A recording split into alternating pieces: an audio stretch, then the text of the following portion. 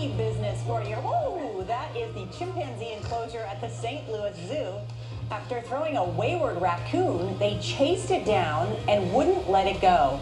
The raccoon eventually escaped, but not after trying to pull it back.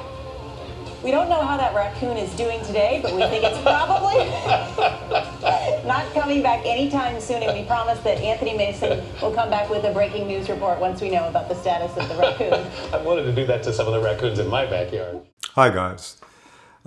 This morning I was watching the CBS morning show, and I was a little taken aback by seeing Anthony Mason and Nora O'Donnell basically laughing at what looked like to me a situation where a raccoon was in essentially dire straits and quite close to being torn apart by some primates.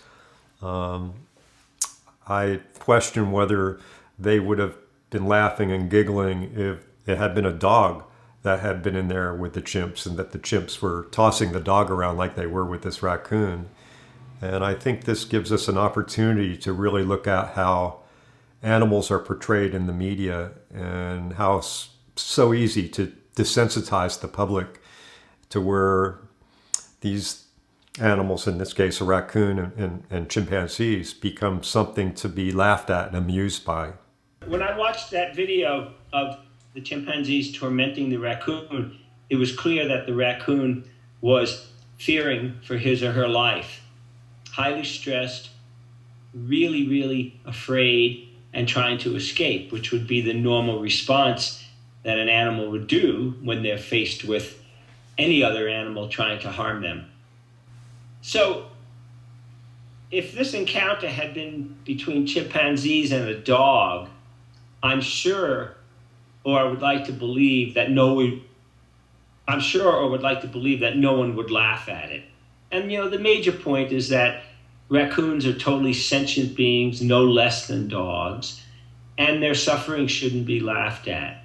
And so, in my take, I have a good sense of humor, but I just found the misrepresentation of these animals and the laughing and looking at this scene as being entertainment as really being reprehensible.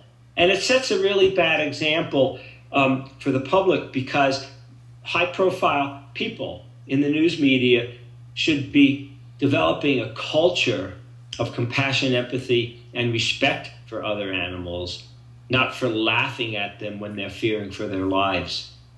I think if there's any good to come out of this news story, which I see a potential opportunity here, is to start a national dialogue on the treatment of animals in this country, along with wild animals that often we really don't know much about. And right now I see an opportunity with CBS maybe to explore other subjects, such as the wolf slaughter that's going on right now in the United States.